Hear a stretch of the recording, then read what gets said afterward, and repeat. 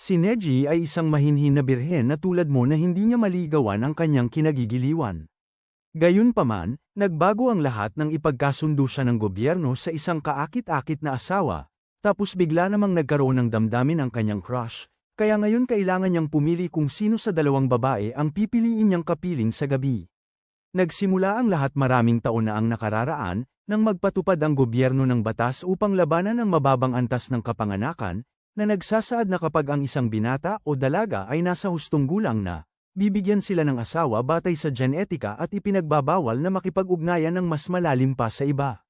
Gayunpaman, kahit na nalutas nito ang problema, maraming tao ang hindi masaya sa sistema, dahil pinipigilan nito silang makahanap ng tunay na pag-ibig. Isa sa mga hindi masaya ay si Neji, na matagal nang may crush kay Saki, ang pinakamaganda at matigas na babae sa paaralan, at gustong-gusto na sana niyang makasama siya. 5 taon na siyang nagsisikap na makuha ang atensyon niya, at kahit noong junior high, binigyan niya siya ng pambura nang wala siya, pero hindi pa rin niya magawang tingnan siya. Habang kumakain ng tanghalian kasama ang pamilya, naalala siya ng nanay niya na birthday niya sa loob ng 2 araw, na nangangahulugang magiging adulto na siya at bibigyan ng partner ng gobyerno. Nang marinig ito, natarante si Neji, dahil naisip niyang baka hindi niya makuha ang babaeng pangarap niya. Nang gabing yun, habang nagmumuni-muni sa kanyang kwarto, naisip niya na kung hindi siya magpakalalaki at umamin kay Saki, mawawala sa kanya ang matamis niyang pisngi magpakailanman. Kaya nagpasya siya na kinabukasan, sa unang pagkakataon, haharapin niya ito ng parang lalaki at sa wakas ay ihahayag ang kanyang nararamdaman. Kinabukasan, nakasalubong ni Neji si Saki sa pasilyo, ngunit habang sinusubukan niyang umamin ang kanyang nararamdaman, siya ay kinabahan at umatras. Pagtalikod ni Saki para umalis, sa wakas ay nagkaroon si Neji ng lakas ng loob upang anyayahan itong magkita sila sa parke kinagabihan at saka tumakbo papalayo na parang isang mahiyain at birhen. Nang gabing yun, naghintay si Neji kay Saki sa parke. Ngunit pagkatapos ng ilang oras na paghihintay, at hindi pa rin siya dumating, sa wakas ay napagtanto niya na si Saki ay masyadong kaakit-akit para sa kanya na walang karanasan. Dahil sa labis na kalungkutan, nagpasya si Neji na umalis, ngunit biglang hinawakan ni Saki ang kanyang damit mula sa likuran at humingi ng paumanhin sa pagiging huli. Habang nakaupo sila upang mag-usap, inamin ni Neji na matagal na siyang labis na humahanga at matagal na niyang inaasam na magkaroon ng matalik na ugnayan sa kanya. Pagkarinig ng kanyang pag-amin, nagsimulang lumuha ng husto si Saki, na ikinagulat ni Neji. Agad siyang humingi ng paumanhin kung may nasabi siyang hindi angkop, ngunit ipinakita sa kanya ni Saki ang pambura na ibinigay niya rito 5 taon na ang nakalipas, na ikinagulat niya.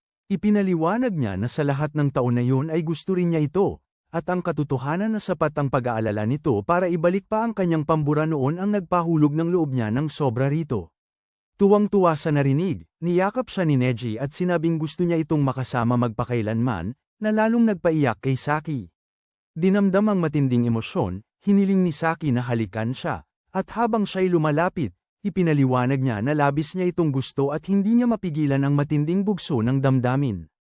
Sa sandaling malapit na silang magbahagi ng matinding pagmamahalan, biglang nakatanggap si Neji ng notification sa kanyang telepono, at nang tingnan niya, nakita niyang ito ay abiso mula sa gobyerno.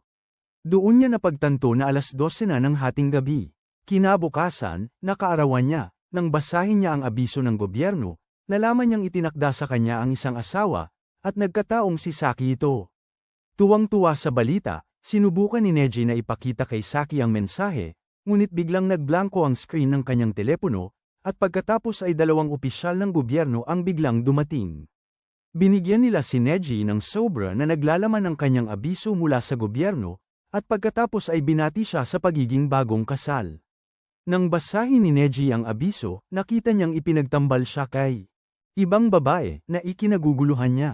Sinubukan niyang ipaliwanag na una siyang nakatanggap ng abiso na may pangalan ng ibang tao, ngunit ang opisyal ng gobyerno ay nag-iisip na siya ay may problema sa pag-iisip. Pagkaalis nila, binati ni Saki si Neji ng maligayang kaarawan, at pagkatapos ay sinabi niyang hindi niya kailanman binalak na sabihin sa kanya ang kanyang nararamdaman. Nang tanungin ni Neji kung ano ang ibig niyang sabihin doon, nagsimulang umiyak si Saki at tumakbo palayo. Agad siyang hinabol ni Neji, at nang maabyute niya rin, binigyan niya ito ng katiyakan na mahal niya ito, at pagkatapos ay niyakap siya. Samantala, sa isang madilim na silid, isang kaakit-akit na babae ang nakatanggap ng abiso mula sa gobyerno na siya ay itinakda kay Neji, na nagpapabilis sa kagustuhan niyang matuto pa tungkol sa bago niyang ama.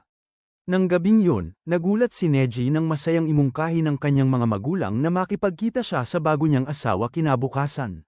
Nang tanungin niya kung bakit sila nagmamadali, sinabi ng kanyang ina na kailangan na niyang kumilos para magkaroon sila ng mga apo na hindi magiging kulelat tulad niya. Kinabukasan, palihim na pumunta si Neji sa paaralan para makita si Saki sa huling pagkakataon bago siya ilaan para sa itinakdang ugnayan. Nang tanungin ng kanyang kaklase kung bakit siya nasa paaralan at hindi nag-e-enjoy kasama ang bago niyang asawa, ipinagmalaki ni Neji na hindi niya sinipot ang kanilang unang pagkikita, at lahat ay nagulat sa kanyang katangahan. Pinanatili siya sa tanggapan ng guidance, kung saan pinayuhan siya ng tagapayo na seryosohin ang buhay niya para hindi siya maging tulad niya na walang patutunguhan. Habang iniisip kung tama ang naging desisyon niya, biglang dumating si Saki at sinabihan siyang makinig sa likod ng pinto. Tinanong niya kung bakit siya pumasok sa eskwela ng araw na yun, at sinabi ni Neji na kailangan niya talagang kausapin ito. Bigla, binuksan ni Saki ang pinto at sinabihan siya na mas mabuting ituring na lang nila bilang alaala ang nangyari sa pagitan nila. Pagkatapos, pinapante niya ito upang salubungin ang kanyang asawa at tumakbo palayo.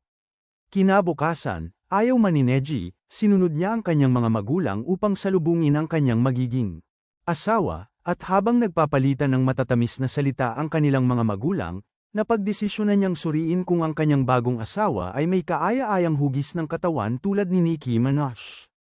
Pagpasok niya sa bahay tuluyan, nagulat siya, nawala ng ulirat nang makita niyang ang kanyang magiging asawa, si Riri, ay napakaganda, at agad siyang tumakbo palabas na puno ng gulat. Halos mawala sa sarili si Neji, na pagtanto na tulad ni Saki, ang kanyang magiging asawa ay maaari ring magpabalik sa kanyang matagal nang nawalang sigla.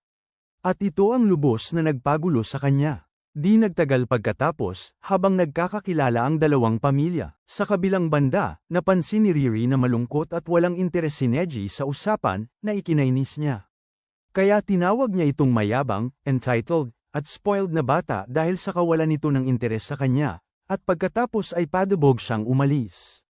Matapos humingi ng tawad ang mga magulang ni Riri dahil sa kawalang galang ng kanilang anak, hiniling ng tatay ni Neji kay Neji na sunduin ang kanyang asawa dahil umalis ito dahil sa hindi magandang ugali ni Neji. Sumunod si Neji, at habang hinahanap si Riri, aksidente niyang nabuksan ang isang hindi nakakandadong pinto at hinayla siya ni Riri papasok. Habang bumabagsak siya sa kanya, sumagi sa isip niya ang kaakit-akit na bahagi ng hita nito, na ikinamula ni Riri sa hiya. Agad na humingi ng tawad si Neji sa pagtitig na parang kakaiba. Pero inakusahan siya ni Riri na sinusubukang buntisin siya gamit ang kanyang sibilisadong mga mata. Habang humihingi muli ng tawad si Neji, inamin ni Riri na takot siyang magpakasal, at nagulat si Neji nang marinig na kasing takot din pala siya. Sinabi niya na plano niyang tumakas, ngunit nagpasya siyang samipot nang mapagtanto niyang wala na siyang magagawa. Tinawag niya itong kakilakilabot, sinabing hinding-hindi siya magpapakasal sa isang mayabang na talunan na tulad niya. Kaya gumapang si Neji sa apat upang humingi ng tawad sa reyna ng bubuyog. Matapos siyang patawarin, umamin si Neji sa pagmamahal sa ibang babae ngunit agad pinagsisihan ang pagbabahagi tungkol sa kanyang iniibig. Sa kanyang gulat, sinabi ni Riri na interesado siya at gustong malaman pa ang tungkol sa kanyang karibal. Matapos isalaysay ni Neji ang buo niyang kwento ng pag-ibig kay Saki, agad naging isang obsesibong tagahanga si Riri ng kanilang trahedyang pag-ibig at humingi ng karagdagang tsismis. Masaya, nang tangkain ni Neji na magbunyag pa ng marami, nakita niya na nakabukas ang butones nito at nasamid sa kanyang mga salita. Gayunpaman, dahil sa kanyang mga narinig, naging parang isang detective si Riri at pinaghihinalaan na ang kamakailang pagbabago sa ugali ni Saki kay Neji ay hindi tama. Napagpasyahan niya na si Saki ay dapat nagtatago ng kung anuman o nagsisinungaling kay Neji. Kaya, upang talagang patunayan ang kanyang hinala, ipinasya ni Riri na alamin kung tunay ngang mahal ni Saki si Neji o hindi. Bago sila bumalik sa kanilang mga magulang, iminungkahi ni Riri na magpanggap na lang sila na magkasintahan na sila. Kaya pinahawakan ni Neji ang kanilang mga kamay upang lokohin ang mga matatanda. Ito ay ikinapula ng mukha ni Neji, ngunit pumayag siya ng may pag-aatubili, at habang magkahawak kamay, ibinalik siya ni Neji sa kanilang mga magulang. Kinabukasan sa klase, ipinagmalaki ni Neji ang kanyang napakagandang asawa sa kanyang mga kaibigang talunan at halos maubad na mga simp ang kanilang mga panloob na damit.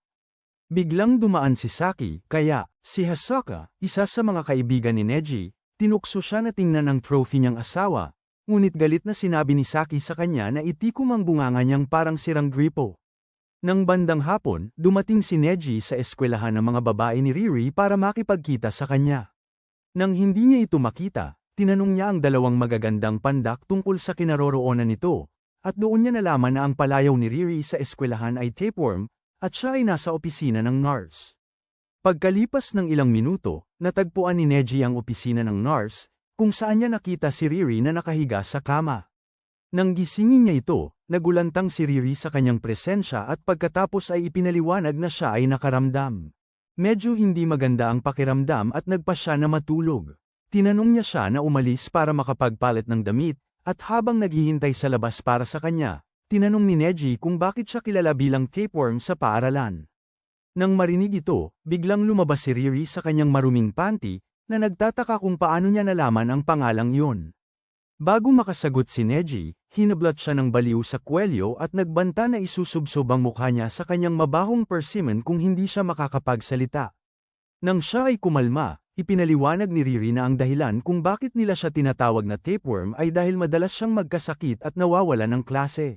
Umiiyak ng madalas. Dahil dito, tinukso siya ng lahat, at hindi siya makahanap ng kaibigan. Sabi niya, hindi niya alam kung paano makisama. Pero sinabi ni Neji sa kanya na, katulad niya, isa rin siyang nag-iisa. Sinabi niya pagkatapos na gusto niya na si Riri ay isang open book na madaling basahin, at dahil dito ay kinilig si Riri, dahil ito ang unang pagkakataon na may nagsabi ng maganda sa kanya. Kalaunan, habang paalis sila sa paaralan, tinanong ni Neji kung bakit niya gustong makipagkita, at masiglang ipinaliwanag ni Riri na gusto niyang malaman pa ang tungkol sa love story niya kay Saki.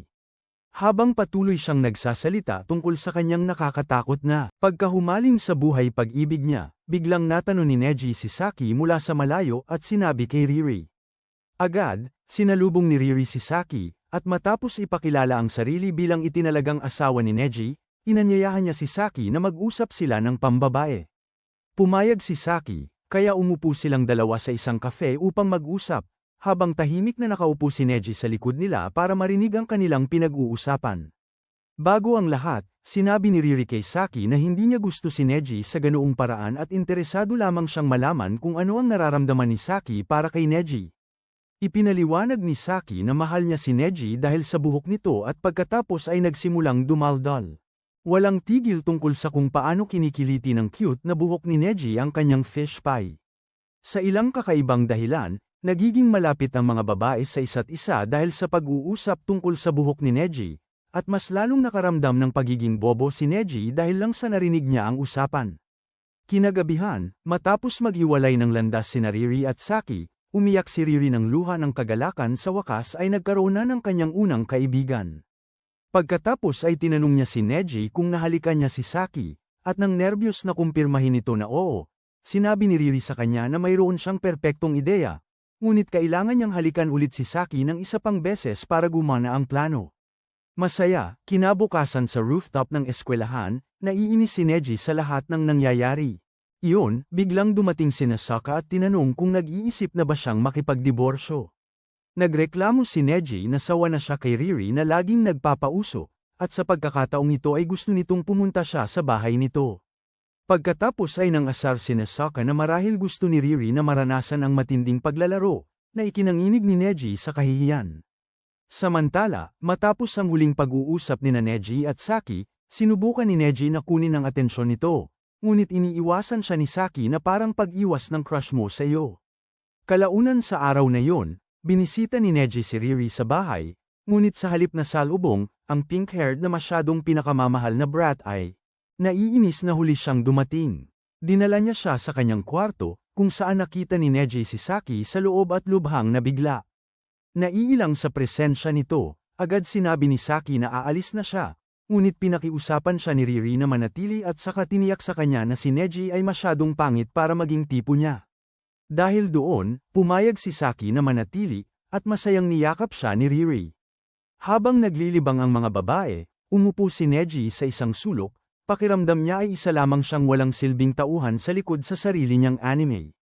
Nang sinubukan niyang makisali sa kanilang usapan, sinabi sa kanya ni Riri na ang mga pangit na tao, katulad niya ay hindi karapat-dapat magsalita.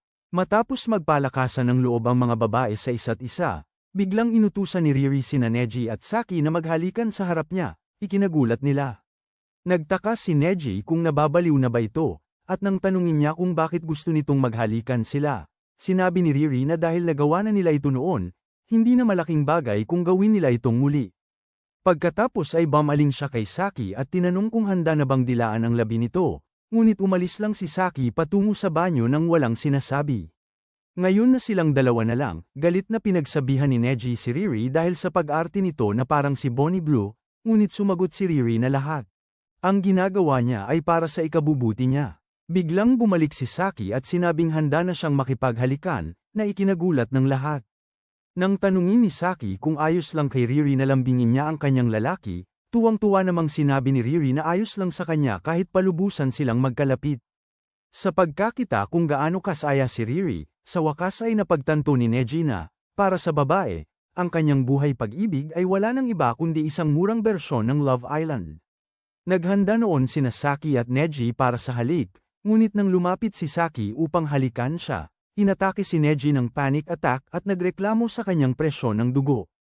Nang humarap siya kay Riri upang humingi ng tawad, dahil sinira ang sandali, nakita niya ang naguguluhang mukha nito at nalito sa reaksyon. Makalipas ang ilang oras, nang paalis na si Saki, nagkaroon siya ng taimtim na usapan kay Riri kung saan sinabi niya rito na mahalin si Neji dahil baka hindi siya ang tamang babae para dito. Pagkatapos ay tinanong niya kung ano talaga ang naramdaman ni Neji nang tila sila ay maghahalikan, at sinabi ni Riri na hindi raw niya alintana yon. Gayunpaman, pakiramdam ni Saki ay niloloko lang nito ang sarili, at bago siya lumabas ng pinto, sinabi niya rito na kahit wala siyang pakialam ngayon, magkakaroon din siya. Nang bumalik si Riri sa kanyang silid, napansin ni Neji kung gaano siya kaba. Ngunit nang subukan niyang magpakita ng pag-aalala, binalaan siya nito na huwag siyang hawakan. Sinabi niya rito na simula ngayon ay gusto niyang halikan niya si Saki isang beses araw-araw na parang gamot, ngunit nagtaka si Neji kung bangag ba ito sa vapes. Nang gabing yun, habang pauwi, tinanong ni Neji si Riri kung ano ang pinag-usapan nila ni Saki nang umalis sila sa silid, ngunit tumanggi si Riri na sabihin sa kanya ang anuman. Maya-maya, nakita ni Neji ang kanyang kaibigang mukhang emo, at habang masaya siyang tumakbo upang salubungin ito, ipinakilala niya si Riri bilang kanyang itinalagang asawa. Gayunpaman, masaya si Hasaka nang makita ang inosenteng anyo ni Riri, at naisip niyang hindi pa lubusang nasisimulan ni Neji ang kanilang pagsasama bilang mag-asawa. Kaya tinawag niya itong mahinhin at inosente at pagkatapos ay umalis, iniiwan si Riri na nagngingit-ngit sa galit. Kinabukasan sa eskwelahan, katatapos lang ni Neji at ng kanyang mga kaibigan sa klase sa PE at pabalik na sila nang bigla nilang masalubong si Saki at ang kaibigan nito. Agad na bighani si Neji nang makita ang malalaking dibdib ni Saki, ngunit napansin niya sina Saki at Hasaka na nagpapalitan ng matatalim na tingin sa isa't isa, na nagpapaisip sa kanya na may kung anong kakaibang nangyayari. Habang nagbibihis sa dressing room ng mga lalaki, nagtataka si Neji kung ang kanyang matalik na kaibigan ay patagang nakikipag-ugnayan sa kanyang crush at tila nagtataksil sa kanya, at ito ang nagpapabalisa sa kanya. Siya, alam niyang si Hasaka ang laging sentro ng atensyon sa paaralan, na nakakakuha ng pansin mula sa lahat ng mga babae, na nagpaparamdam sa kanya ng pangamba. Sa halip na mag-alala tungkol dito, nagpasya si Neji na harapin si Hasaka na parang isang lalaki, ngunit sa daan, nakasalubong niya si Saki, na nagsasanay ng isang mapanuksong galaw na tila para sa kanyang mukha. Pagkatapos, pumunta sila sa isang pribadong lugar kung saan tinanong niya kung ano ang pinag-usapan nila ni Riri ilang araw bago nang umalis siya sa bahay ni Riri. Dahil nahihiya, sinabi ni Neji sa kanya na gusto ni Riri na maghalikan sila araw-araw, at nagulat si Saki. Bigla, nakita nila ang isang guro na papalapit at agad silang nagtago sa likod ng pader. Malapit nang tumama ang bangs sa matutulis na spike ni Neji, lalo pang nagwawala ang nararamdaman ni Saki. Nang hindi na niya makontrol ang sobrang emosyon, hinawakan niya si Neji sa mukha at hinalikan ito ng madiin. Habang abala sila sa paghalik, biglang pumasok si Hisoka at nagulat nang makitang may kasamang iba si Neji bukod sa nakatakda niyang asawa. Maya-maya sa klase, tinanong ni Neji si Mr. Stelio Girl kung pwede silang mag-usap ng pribado, pero tumanggi ito at sinabing may mas mahalaga siyang gagawin. Pero kalaunan, nagbago rin ang isip ng Twink dahil may gusto rin siyang pag-usapan kay Neji. Pagkaalis ni Hisoka, nagsimulang nakonsensya para sa paghalik kay Saki, at ito ang dahilan kung bakit pakiramdam niya ay nagtaksil siya kay Riri, na siyang itinatakdang asawa niya. Samantala, sa pasilyo, dumaan si Hisoka kina Saki at mga kaibigan nito at hindi man lang nagsalita, ngunit sapat na ang kanyang matinding karisma para lubos na maakit sila. Nang araw ding yun pagkatapos ng klase, pumasok si Hisoka sa klase para tuluyan ang kausapin si Neji, ngunit natagpuan lang niya ang antukin na nakatulog ng mahimbing, parang lasing. Habang pinagmamasdan si Neji na mahimbing na natutulog, naakit si Hisoka sa malambot at kaakit-akit na labi nito, kaya nagpasya siyang sundin ang kanyang damdamin at pagkatapos dinilatan siya. Makalipas ang ilang oras, nagising si Neji at nakita si Hisoka na naghihintay na sa kanya. Dahil hindi niya alam na siya ay nalamangan, nagpasya siyang magkaroon sila ng matagal nang hinihintay na pag-uusap. Pinagsama ang lahat ng tapang, tinanong niya si Hisoka kung may matalik ba siyang relasyon kay Saki, ngunit tumanggi si Hisoka na magbigay ng direktang sagot at itinuring lamang itong walang kwentang usapan na hindi karapat-dapat sa kanyang oras. Nang gabing yun, dumalaw si Riri sa bahay ni Neji para maghapunan, ngunit habang kumakain sila, sinimulan ng mga magulang ni Neji ang pag-uusap tungkol sa pagkakaroon nila ng mga anak na nagpakaasiwa sa kanya. Napansin ang kanyang pagkaasiwa, dinala ni Neji si Riri sa kanyang kwarto. Ngunit habang hawak kamay sila, naalala ni Riri ang sandali ng paghalik ni Neji at Saki, at siya'y naasiwa. Nang pumasok sila sa kwarto ni Neji, kinilabutan si Riri dahil ang kwarto nito ay mukhang pinagbakasyonan ng baboy. Nahirapan siyang maniwala na may normal na tao ang kayang tumira sa ganoong kabahong kondisyon, kaya inalok niya itong tulungan sa paglilinis ng kwarto. Habang ginagawa ito, nakita niya ang mababahong kumot na nababad sa likido na galing sa kanya at siya'y napangiwi. Matapos nilang maglinis, ang kwarto ay kumikinang na parang pumasok lang ang isang anghel, at masaya si Neji na sa wakas ay nalanghap ang sariwang hangin sa unang pagkakataon sa buhay niya. Habang check ang kanyang kwarto, nakita ni Riri ang school photo album niya at sa loob, nakita niya ang litrato ni Saki, na labis niyang kinatuwaan. Nakita rin niya ang litrato ni Neji at ng kanyang walang kwentang mga kaibigan, at tinukso niya kung paano mukhang buhok sa kilikili ng matanda ang buhok ni Neji.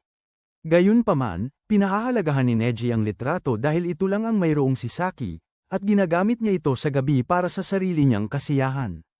Tungkol kay Saki, gustong malaman ni Riri kung kailan napagtanto ni Neji na umiibig siya rito. Sabi ni Neji, iyon ay nang ibigay niya ang kanyang pambura, ngunit para kay Riri ay walang saysay yun dahil mangangahulugan yun na umibig siya agad sa sandaling ibigay niya ang pambura kay Saki.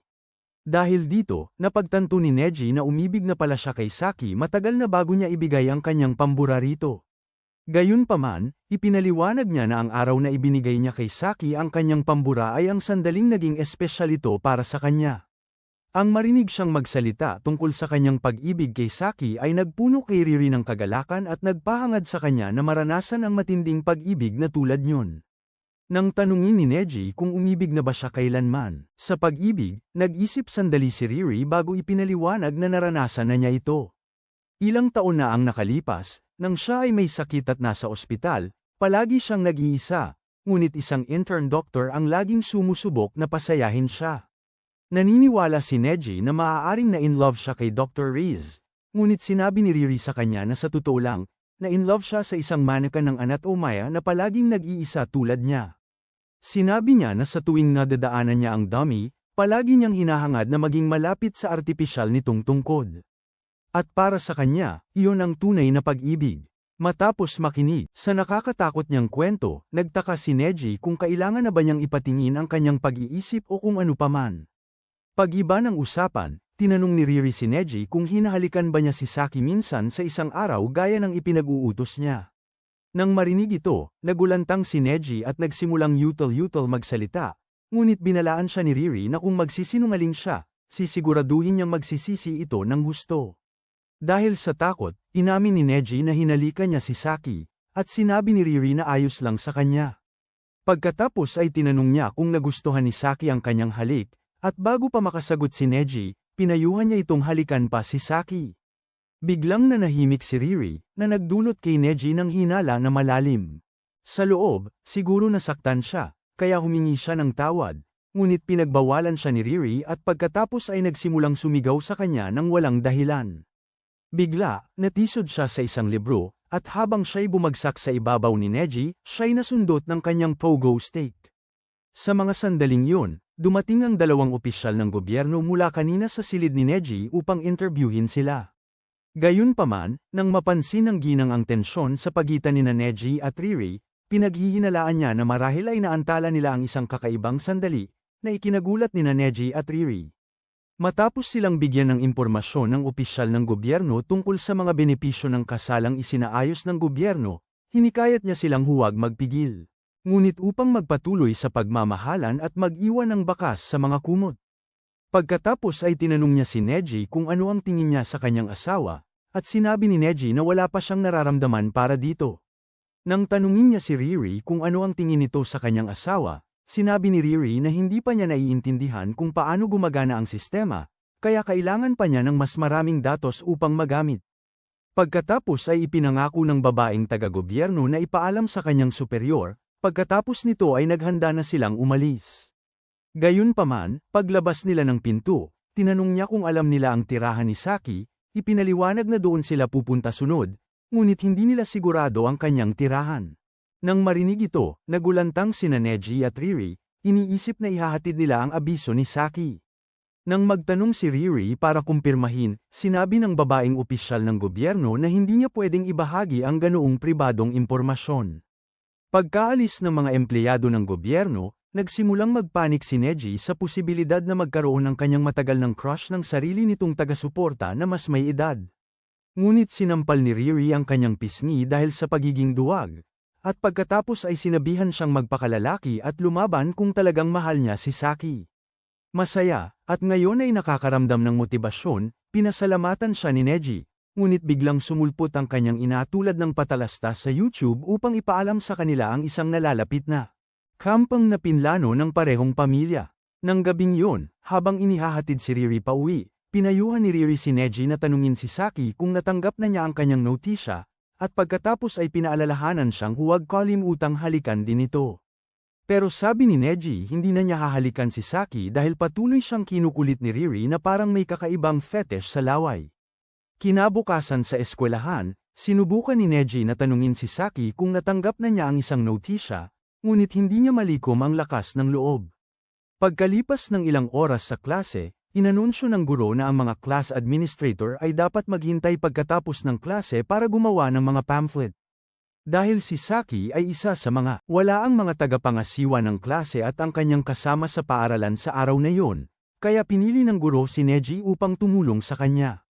Pagkatapos ng klase, tumulong si Neji sa pagbuhat ng mabigat na kahon na puno ng mga polyeto, ngunit bigla niyang narinig si Saki at Nasaka na nagtatalo sa pasilyo, at ikinabahala siya nito. Makalipas ang ilang minuto, sumama si Saki sa kanya sa klase, at habang nagtatrabaho sila sa polyeto, sa wakas ay nagkaroon si Neji ng lakas ng loob na magtanong kung binisita ba siya ng mga opisyal ng gobyerno isang araw bago nito. Nang kumpirmahin ito ni Saki, binati siya ni Neji. Kahit na kinakain siya ng selos sa kalooban, curious siyang nagtanong kung anong klase ng mga lalaki ang kanyang naging. Itinakda, ipinaliwanag ni Saki na maganda ang kanilang kimika, at nagulat din si Neji nang malaman niyang magkasama sila sa bahay. Habang nakasubsob siya sa mesa sa sobrang lungkot, naguluhan si Saki at tinanong kung ano ang pinag-uusapan niya. Sumagot si Neji na ang tinutukoy niya ay ang itinakdang kapareha nito. Ngunit ibinunyag ni Saki na wala pa siyang itinakdang kapareha. Ipinaliwanag niya na ang dahilan kung bakit pumunta sa kanilang bahay ang mga empleyado ng gobyerno ay dahil may transaksyon lang sila sa pamilya niya. Ngayon, nakaramdam ng ginhawa si Neji, sinabi niya kung gaano siya naduraj sa pag-iisip pa lang na baka natanggap na niya ang kanyang abiso at kung paano siya tinulungan ni Riri na magkaroon ng motibasyon. Natuwa si Saki nang marinig ito, tiniyak ni Saki kay Neji na kahit matanggap niya ang kanyang abiso, Ang tanging tagapagbigay ng kakaibang kasiyahan na laging magiging espesyal sa kanya ay siya. Pagkatapos mismo niyang sabihin ito, nagkaroon sila ng isang sandali ng mainit na damdamin. Nang gabing yun, nakipagkita si Saki sa kanyang kapatid na si Shu sa parke, at inakusahan siya ni Shu na niloloko ang sarili. Malungkot na inamin ni Saki na hindi niya pa maibubunyag ang katotohanan ngayon, ngunit binalaan siya ni Shu na hindi niya maaaring patuloy na lokohin ang sarili, lalo na pagdating sa usapin ng pag-ibig. Nang gabing yun sa bahay, nakatanggap ng tawag si Neji mula kay Riri, at ipinaalam nito sa kanya na inimbitahan niya si Saki sa kanilang planadong biyahe ng pamilya. Nagulat si Neji nang marinig ito, napagtanto niya ang matinding pressure ng pagpunta sa biyahe ng mag-isa kasama ang mga babae, kaya nagpasya siyang mag-imbitari ng isang kaibigan. Kinabukasan sa paaralan, sinubukan niyang kumbinsihin si Hisoka na magkampang kasama niya, ngunit tumanggi si Hisoka na maging +1 nanogram isang lalaki. Matapos ang maraming pagmamakaawa, pumayag din si Hisoka, ngunit agad niya itong pinagsisihan ng ipaalam sa kanya ni Neji na sasama rin si Saki sa biyahe. Sa tren, ang tensyon sa pagitan nila ay mas makapal pa sa pisngi ni Kim Kardashian, ngunit pinagaan ni Riri ang kalooban sa pagsasabing sabik siyang makipagkaibigan kay Misaki. Masayang Neji pagkatapos ay tinanong si Hisoka kung bakit sila ni Riri ay nagtititigan kanina. Ngunit ipinagsawalang bahala ito ni Hisoka, na nagpatunay kay Neji na talagang gusto ng lalaki na mapalapit ng husto sa kinagigiliwan niya. Makalipas ang ilang oras, narating nila ang kampo, at bago pa man sila makapagpahinga ng kaunti, inutusan ni nanay ni Neji sina Neji at Hisoka na maghanda ng hapunan, habang nililinis naman ng mga babae ang mga bahay pahingahan. Dahil sa kaakit-akit na itsura ni Hisoka, naisip ni Neji na marahil ang lalaki ay isa sa mga kaakit-akit na chef na nagbubuhos ng mantika sa kawali nang hindi man lang tumitingin. Gayunpaman, mula sa unang hiwa ng kutsilyo ni Hisoka, napagtanto ni Neji na magiging mas ligtas ang mundo kung ang hanggal ay hindi hahawak ng kutsilyo sa kanyang buhay. Pagkatapos ay umamin si Hisoka na mas masahol pa ang kanyang kakayahan sa pagluluto, kaya sinabi sa kanya ni Neji na hugasan na lang ang mga gulay. Pagkatapos magluto ng hapunan, si Neji ay naglakbay ng malalim sa kakahuyan, hinahanap sina Saki at Riri. Sa wakas ay nakita niya sila na naglalaro sa batis, ngunit siya ay nabigla ng husto, sa nakita niyang lubos na nakalantad ang kanilang mga figura. Gayunpaman, ang kanyang pagnanasa ay hindi nagpahintulot sa kanya na ilayo ang kanyang mga mata hanggang sa mahuli siya ng mga babae na nakatitig sa kanila na parang isang manyak. Sa halip na magalit, inanyayahan siya ng mga babae na tikman ang kanilang handog. Nang makita nila ang kanyang pagiging mahiyain, nagpasya si Riri na hilahin siya papasok, ngunit aksidente siyang nadulas at bumagsak ang kanyang cake sa matigas na lupa. Sa proseso, napinsala ang kanyang paa, kaya dali-daling lumabas si Neji mula sa pinagtataguan at iminungkahi na buhatin siya sa likod pabalik sa kampo. Tumanggi si Riri, nagrereklamo na ayaw niyang dam-aikit ang kanyang maselang bahagi sa kanyang baywang, kaya inalok siya ni Neji na buhati na parang isang prinsesa ng Disney, na kanyang sinang-ayunan. Habang papunta si Neji sa kampo kasama si Riri sa kanyang bisig, sinubukan niyang kontrolin ang sarili mula sa mas matinding pagkabigla, habang nararamdaman naman ni Riri ang tensyon ng kanyang haplos sa kanyang maselang bahagi. Nang sila ay dumating sa kampo, nagsimulang magtapon si Riri ng walang saysay na tantrums tulad ng isang yandere, ngunit kalaunan ay pinasalamatan si Neji sa pagbuhat sa kanya. Matapos harapin ang kabalbala ni Riri, biglang nakita ni Neji sina Saki at Hisoka na may pribadong pag-uusap, na nagpaselo sa kanya ng matindi. Nang hapon na yon, tinulungan ng amang parang payaso ni Riri na ayusin ang kanyang sugatang binti. Habang ginagawa ito, nakipag-usap siya kay Neji na parang magbiyenan, tinanong kung ano ang gusto niyang gawin paglaki niya. Ito ang naglabas ng pagiging geek ni Neji, at nagsimula siyang magdaldal ng masigla tungkol sa kanyang pagmamahal sa sinaunang libingan. Nakikita kung gaano siya ka-adik dito ay nakakaakit kay Riri. Nang gabing yon, habang natutulog ang lahat, nagpasya si Neji na kausapin si Hisoka tungkol kay Saki, kaya tinanong niya kung may tinatago si Hisoka sa kanya. Natigilan si Hisoka sa gulat, iniisip na ang tinutukoy ni Neji ay ang kanyang nakaraang kakaibang sandali sa klase. Gayunpaman, bago pa siya makasagot, iniligtas siya ni Riri at Saki, na biglang dumating at nagtanong kung gusto nilang lahat na magpagsubok ng tapang sa kagubatan. Habang papasok sila sa kagubatan, iminungkahi ni Riri na maghiwalay sila sa pares, kaya sila ni Hisoka ay nagtungo sa kaliwa habang sina Neji at Saki ay nagtungo sa kabilang direksyon. Habang naglalakad palalim sa kagubatan, si Riri ay walang tigil sa pagdaldal tungkol sa pag-iibigan ni Neji at Saki at kung paano niya sinusuportahan ang mga ito. Gayunpaman, kinayamutan nito ni Hisoka, at pinagalitan niya si Riri dahil sa paghimok sa pag-iibigan ni Neji at Saki. Samantala, medyo natatakot si Saki at pagkatapos ay humiling na hawakan ang kamay ni Neji at pumayag naman ito. Pagkatapos ay tinanong niya kung babuhatin din siya nito na parang isang prinsesa, tulad ng pagbuhat nito kay Riri kung sakaling masaktan ang kanyang binti, at nang hindi nag-iisip, sinabi ni Neji na oo. Dahil dito, namula siya, ngunit bigla, may napansin silang alitaptap, kaya agad itong sinundan ni Saki. Habang sinusubukan niyang hulihin ito, bigla siyang tumapak sa isang bangin at habang siya'y nahuhulog, hinayla niya si Neji pababa kasama niya. Matapos silang bumagsak sa lupa, nagpapanik na hinanap ni Neji si Saki sa paligid, ngunit kalaunan ay napagtanto niya na nasa ilalim siya ng bigat niya. Habang masayang nagtatangka si Neji na lumayo, sinabi ni Saki na sa isang sandali ay inakala niyang mamamatay siya, kaya hinayla niya ito patungo sa kanyang balak upang maabot nila ang Milky Way ng magkasama. Sa parehong oras, nakipagtalo si Riri kay Hisoka na ang pagsuporta sa pag-ibig ni Neji at Saki ay hindi ilegal. Kaya nagpasya si Hisoka na magpaliwanag, dahil may pinagtabasan ng kahoy sa utak. Tila, kung si Neji, pinili niyang makasama si Saki sa halip na siya, nangangahulugang tapos na ang kanilang nakaayos na kasal. Kahit hindi ito makakaapekto kay Riri sa anumang paraan, sa kaso ni Neji, magiging mahirap para sa kanya ang makapasok sa isang pribadong unibersidad dahil karamihan sa mga unibersidad ay tumatanggi sa mga aplikante, simula sa mga tinanggihan ng kanilang mga itinakdang kapareha. Matapos marinig ang lahat ng ito, nanginginig sa takot si Riri at pagkatapos ay ipinaliwanag na ang tanging gusto niya ay magkaroon sina Neji at Saki ng isang kwento ng engkanto na may maligayang pagtatapos. Ngunit ipinaalala ni Hisoka sa kanya na ang mga kwento ng engkanto ay nangyayari lamang sa Disneyland. Bigla, nakakita sila ng alitaptap, at habang sinusundan nila ito, dinala sila nito kung saan nila nakita sina Neji at Saki sa isang tila na kompromisong sitwasyon. Agad na sinubukan ni Neji ipaliwanag na walang kakaibang nangyayari, ngunit lubhang nagseselo si Riri, kaya kinansela niya ang pagsubok ng katapangan at inutusan ng lahat na bumalik sa kampo.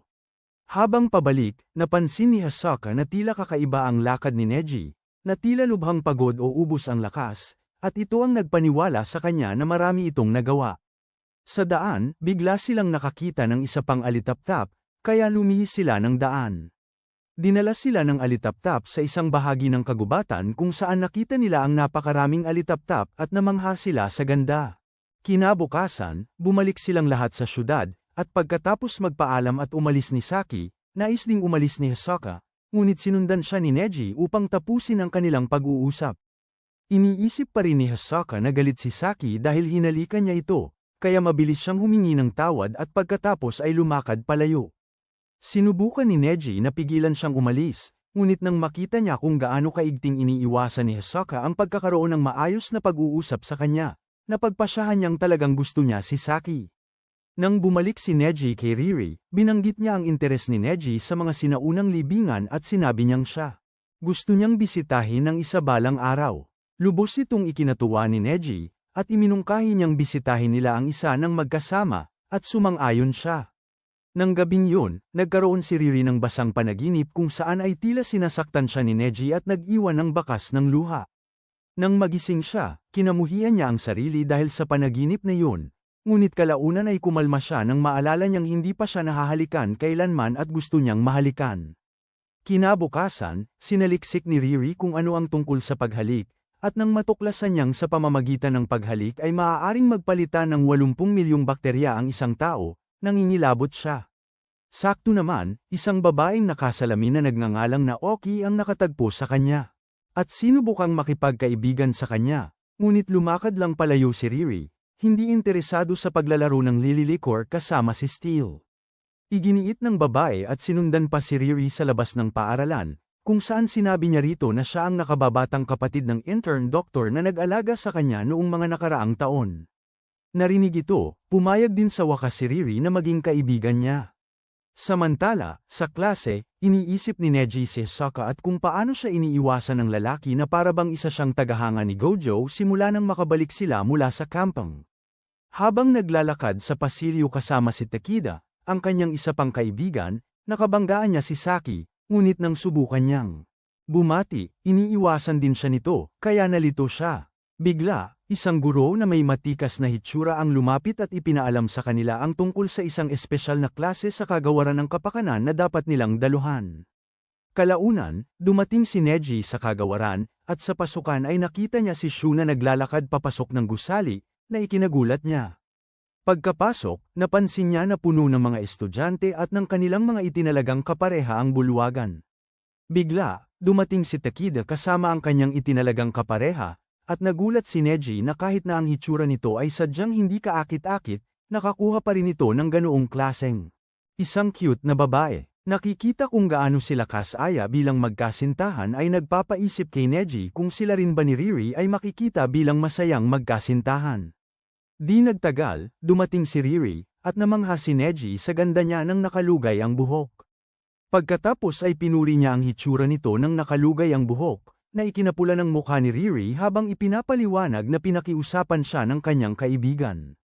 Pagkatapos nyon, binigyan siya ni Riri ng kwintas na may palawit na sinaunang simbolo bilang regalo, at tuwang-tuwa si Neji dahil mahilig siya sa mga lumang bagay. Pagkatapos ay binigyan din siya ni Neji ng murang palawit na pusa na ninakaw niya mula sa isang pulubi at lahat. Napapangiwi sa tindi ng kahirapan ng lalaki. Gayunpaman, sinabi ni Riri na gusto niya yun. At sa pagkakita kung gaano sila kaganda tingnan na magkasama, tinawag sila ng kasintahan ni Takeda na isang cute na mag-asawa. Pagkaalis ni Takeda at ng kasama niya, nagulat si Neji na talagang nakikita siya at si Riri ng mga tao bilang isang cute na mag-asawa. Sa kabilang banda, nasaktan si Riri sa sinabing yun, at matapos tawagin sina Takeda at ang kasintahan niya na isang grupo ng mga taong walang isip dahil sa pagsasabi ng ganoong bagay, umalis siya ng galit. Samantala, sa control room, mino-monitor ni Shu ang mga aktibidad ng lahat ng itinalagang pares ngunit mas interesado siya sa kilos ni Neji at ng kanyang partner. Pagkatapos ng maikling panahon, ang lahat ng nakatalagang magkapares ay nagtipon sa auditorium para sa isang maikling panayam. Doon, tinalakay ng tagapagsalita na may malaking dibdib ang kahalagahan ng pag-aayos at kung paano ito nakatulong sa paglaban sa mababang antas ng kapanganakan sa loob ng maraming taon. Binalaan din niya ang mga mag-asawa na hindi sila magkapatid kundi magkasintahan, kaya't hindi sila dapat matakot na magkaroon ng pisikal na ugnayan. Para hikayatin sila, isang tray ang ipinasa at sa loob nito nakita ni Neji ang isang guwantes pang pag-ibig, at doon niya napagtanto na talagang gusto ng mga taong ito na matapos ang kanyang pagkabirhen. Nang kumuha si Riri ng isa, inamoy niya ito at inakalang candy, at nagpasya si Neji na hayaan siyang manatiling ganoon ang iniisip. Pagkatapos ay ikinwento ng tagapagsalita ang may pulang buhok ang tungkol sa mga benepisyo ng pagpapaunlad ng mga plot, pagkatapos ay sinisiguro niya sa kanila na ang kanilang pagtatambal ay batay sa agham, kaya tiyak na makakamit sila ng magagandang resulta. Sinisiguro rin niya sa kanila na wala silang dapat katakutin dahil sila ay pinili para magtugma tulad ni Cinderella at ng kanyang sapin sa paa na salamin. Matapos ang mahaba at nakababagot na talumpati, nagpatugtog sila ng isang video clip na may sensitibong nilalaman mula sa P-Hub upang ipaliwanag ang mekanismo ng matalik na pakikipag-ugnayan. Habang pinapanood ito, nararamdaman ni Neji na may nagbabago sa kanyang katawan, nagiging mas matigas kaysa karaniwan, ngunit nang biglang sumagi sa kanyang isip ang larawan ni Saki, napagtanto niya kung gaano kagulo ang sitwasyon niya. Napansin din niya, si Riri ay tahimik lang na nakaupo, at nalulungkot siya dahil na-realize niya na ito siguro ang unang beses nitong makakita ng ganito. Pero ang hindi niya alam, iniisip ng babae ang panaginip na may matinding damdamin na kasama siya, at ito ang nagpapakaba sa kanya. Nagtataka si Neji kung ano ang nararamdaman ng ibang mga kasama habang pinapanood ang mainit na palabas. Gayunpaman, doon niya nakita na ang kanyang kapatid na si Takeda ay ganado na, naglilibang kasama ang kanyang kapareha, na ikinagulat niya. Biglang, umupo malapit kay Neji ang ahente ng gobyerno na si Yajima at ipinagbigay alam sa kanya na interesado silang malaman kung alin sa mga babae sa kanyang buhay pipiliin niyang makasama ang mahal niya o ang itinalaga sa kanya. Bago siya umalis, sinabi rin niya kay Neji na sila ay manunood sa kabilang silid. Pagkatapos ng mapusok na palabas, inihayag ng opisyal na may pulang buhok na ang bawat isa at ang kanilang kapareha ay mananatili sa pasilidad para magkasamang magpalipas ng gabi upang may sigaw nila ang kanilang napanood. Dahil sa gulat sa balita, narinig ni Neji ang isang magkapareha na nag-uusap tungkol sa isang uri ng parusa kung tatanggi ang isang magkapareha na maging malapit sa isa't isa ng gabing iyon, at ito ang nagpakaba sa kanya. Masaya, kinagabihan, pumasok sina Neji at Riri sa kanilang silid, at sa sandaling maalala ni Neji na sinabihan siya ng taga-gobyerno na sila ay nanunood. Nagtataka siya kung may kamera na nakatago sa loob ng silid. Naalala din niya ang parusa sa pagtanggi na makasama ang kanyang kapareha, kaya't inihiga niya si Riri sa kama, handa nang gawin ang nararapat na inaasahan sa kanya. Gayunpaman, dahil alam niyang may mga nakatagong kamera at listening device sa silid, nagpa siya si Neji na magkunwari na sisimulan na niya ang inaasahang paglapit kay Riri. Nalilito kung paano magsisimula, nag-isip si Neji kung dapat niya itong halikan, ngunit napansin niya na hindi naman lumalaban si Riri. Nang lakasan niya ang loob na halikan siya, hinalikan din siya ni Riri pabalik, na ikinagulat niya at sa kasabay nito ay kinikilig siya, kaya nagpatuloy siya sa paghalik kay Riri. Pagkatapos ng mapusok na sandali, nagsimulang makonsensya si Neji, kaya sinabi niya kay Riri ang tungkol sa parusa at na may nakatagong kamera na nanunood sa kanila. Ipinaliwanag din niya na nagkunwari siyang naging sobrang mapusok sa kanya para hindi sila maparusahan ng gobyerno. Narinig ito, pinakiusapan siya ni Riri na huwag ipasa ang kanyang utak lababo sa kanilang magiging anak at tinawag siyang tanga dahil sa paniniwala sa ganoong kalokohan. Sinabi niya kay Neji na kahit na panoorin pa ng gobyerno ang kanilang OnlyFans content, ay demanda niya ang buong gobyerno at kikitain ang pera ni Elon Musk. Kaya naman, napagtanto ni Neji na naisahan siya ng mapanlinlang na lalaki mula sa gobyerno. Humingi ng paumanhin si Neji sa kanyang pagiging sobra, at tinanggap naman ni Riri ang kanyang paumanhin, ngunit sinabi nito na hindi na niya mapagkakatiwalaan ang sarili kapag nag-iisa sila. Dahil doon, sinabi niyang gusto niyang magkahiwalay muna sila ng distansya sa isa't isa sa loob ng ilang panahon. Kinabukasan, pagkatapos ng demonstrasyon, hinarap ni Neji si Yajima dahil sa panlilinlang nito at muntik nang saktan ang hanggal niyang mukha. Ngunit walang pagsisisi ang lalaki, habang ipinapaliwanag niyang ang intensyon niya ay upang tingnan kung kaya ni Neji na manakit ng babae sa maselang bahagi, at ito ay nagpapatunay nito. Makalipas ang ilang linggo, dumating ang tag-araw, at habang naglalakad patungo sa klase, pakiramdam pa rin ni Neji na isa siyang lubos na hanggal sa pagpaniwala kay Yajima. Pagdating niya sa klase, nakita niya sina Hasaka at Saki na nagsasanay para sa isang dula ng Romeo at Juliet, kung saan ang mga papel ay nagpalit ng kasarian para sa nalalapit na pagdiriwang ng paaralan. Sa pag-iisip pa lang na makita si Saki na gaganap bilang Romeo na nakasuot ng panglalaking damit ay bumibilis ang tibok ng puso ni Neji.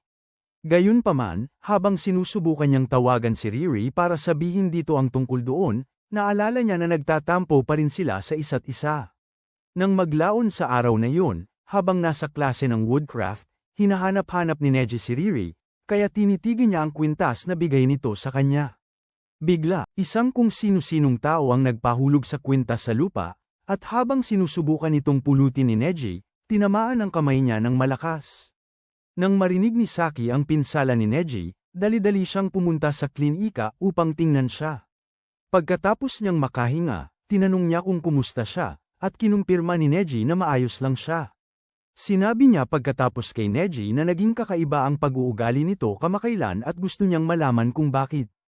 Upang hindi masaktan ng damdamin niya, nagsinungaling si Neji na ito ay dahil hindi siya nito kinakausap sa loob ng ilang panahon. Pagkatapos ay ipinaliwanag ni Saki na ang dahilan kung bakit ayaw niya itong kausapin ay dahil pinagbawalan niya ang sarili na lumapit sa kanya. Nang tanungin ni Neji kung bakit, inihayag niya na hindi patas kay Riri, at ayaw niya nang mas mahalin pa siya kaysa sa nararamdaman na niya, o lubusan niya lang siyang aangkinin. Pagkatapos sabihin yon, pinagalitan niya ito dahil sinaktan nito ang sarili, at habang lumalapit siya, sinabi niya dito na tumingin sa kanyang mga mata at sabihin ang katotohanan. Dahil hindi na kayang magsinungaling pa, sa wakas ay inamin ni Neji na kakaiba ang kanyang ikinilos dahil nasaktan niya ang damdamin ni Riri. Masaya, nang tanungin ni Saki kung dahil sa kanya kaya nasaktan niya ang damdamin nito, sinabi ni Neji na hindi at pagkatapos ay balisang ipinaliwanag na ito ay dahil lamang ipinanganak siya ng kanyang ina na isang hanggal. Nang hapon ding yon, nagkasama sina Saki at Riri, at habang nagpapahinga na may plato ng masasarap na hotcakes, ikinwento ni Saki sa kanya ang isang pangyayari mula pa noong mga nakaraang taon, noong klase nila sa home economics, nang maghurno si Neji ng pinakamasarap na cake. Sa muling paggunita sa sandaling yon, inamin ni Saki na wala siyang ibang gusto kundi tikman ang creamy na cake ni Neji.